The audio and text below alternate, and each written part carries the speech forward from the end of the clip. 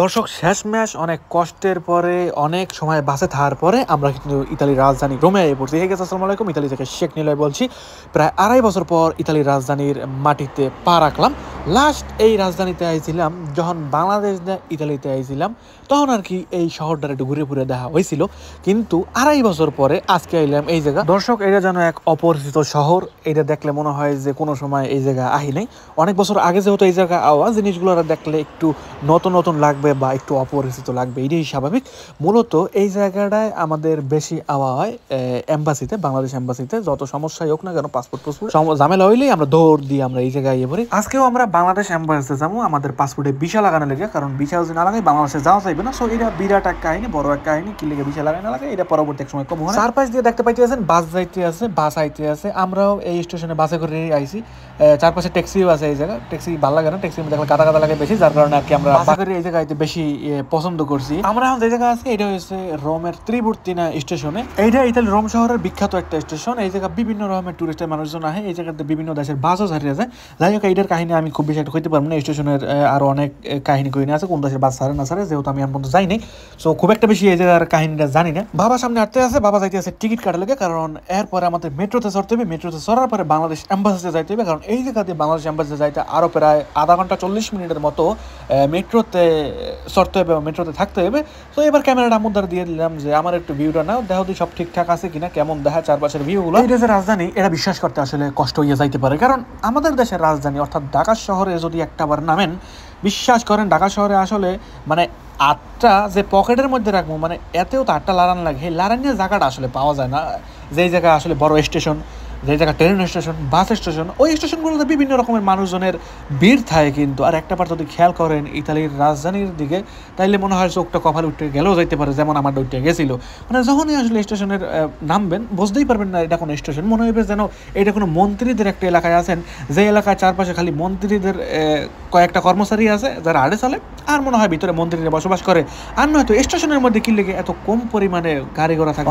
অনেক মানুষ বিদেশে আহে রিল্যাক্স করতে। আমার মনে হয় এই কারণে বিদেশে রিল্যাক্স করতে হয় যে একটু খোলামেলা পরিবেশে থাকবে, একটা নিরিবিলি পরিবেশে থাকবে, যে এই জায়গায় কোনো ধরনের মানুষজনের গ্যাদারিং থাকবে না, কোনো ধরনের গাড়ি ঘোড়ার শব্দ থাকবে না। সুন্দর একটা পরিবেশে বইয়ে বইয়া একটু কফি খাইবেন, একটু নাস্তা করবেন, একটু হাঁটবেন, একটু দেশে কেউ লাগে কথা কইবেন, কেউ আপনারা ডিস্টার্ব করবেন না। আমরা আসলে চারপাশের বাসগুলো দেখতেই ব্যস্ত আছি। এই যে বাস দেখতে পাচ্ছেন যাইতে আছে একটার পর একটা, আর এই বাসগুলো সব হচ্ছে অপরিচিত। এগুলো এক এক দেশের তো এক এক বাসগুলো আছে। দর্শক, আমরা যে জায়গায় আছি এই জায়গায় ইতালির ভ্যাটিকান সিটি, এটা খুবই কাছে, 12 কিলোমিটার দূরে এই জায়গায়।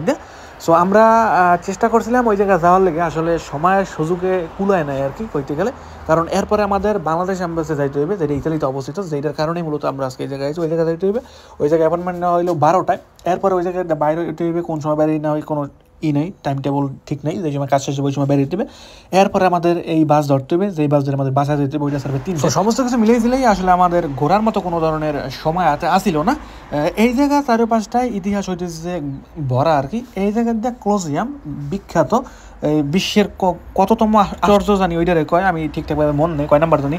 যাই হোক, কলোসিয়াম যেটারে আর কি সবাই এক নামে এসে, ওইটা কিন্তু খুবই কাছে, মাত্র 7 কিলোমিটার দূরে। সো ওই ধরনের ব্লগ যদি দেখতে চান, বা ভ্যাটিকান সিটির যে ভিউগুলো আছে, ভ্যাটিকান সিটিতে এক ধর্মীয় মানুষজন ভরা, বোরকা টোরকা ফিনতে হাঁটে, খ্রিস্টানের মধ্যে এক পথে কারাজানি আছে, বাইরে দেখলে ডর করে। ওই ধরনের মানুষগুলো আমি রাস্তাঘাটে বহুত দেখছিলাম, কিন্তু ভিডিও করে আমি দেখাতে পারিনি। যদি ওই ধরনের ভিডিওগুলো দেখতে চান তাহলে চ্যানেলটাকে সাবস্ক্রাইব করতে হবে, বেশি বেশি করে সাবস্ক্রাইব করে দেন। আর যদি অতিরিক্ত মানুষ কমেন্ট করে, সবাই যদি দেখতে চান, সব কিছু মিলিয়ে দিলে যদি ঠিকঠাক আছে, তাইলে কোনো এক সময় হইলেও এই ঘুরতে হইলেও আমু, কারণ আজকে আমরা ঘুরতে আইনি, আজকে আমরা আসলাম কাজে।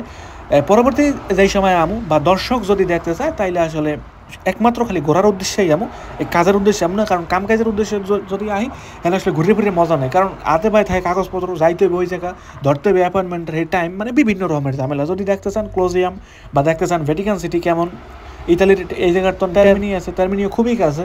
ওই জায়গা আছে গুলিস্তানের মতো দোকানপাট, রাস্তার উপরে বাঙালিদের হোটেল, বাঙালিদের খাবার হোটেল, রেস্টুরেন্ট, বার সমস্ত কিছু দেখাবো পরবর্তী কোনো ভিডিওতে। ইতালির রোমে বাংলাদেশি খাবার পাওয়া যায় না এমন কোনো খাবার ইতালির রোমে নাই, খোঁজলে পাইবেন সব। দেখা যাক পরবর্তী কোনো এক সময় আল্লাহ যদি বাঁচায়, পরবর্তী এক সময় যদি রোমে আহি তাহলে চেষ্টা করবো যাওয়ার লিগে, বাংলা খাবার খাওয়ার লিগে। আজকেও চেষ্টা করবো, যদি আল্লাহ বাঁচায় দেহি টার্মিনাল দিকে নামতে পারি কিনা। যদি সম্ভব হয় দেখাইলাম, কিছু খাইলাম। আমি আসলে খাইয়ে লইয়ে বাস ভ্রমণ খুব একটা বেশি করতে পারি না, কারণ মাথা ঘুরলে বিভিন্ন রকম সমস্যা হয়।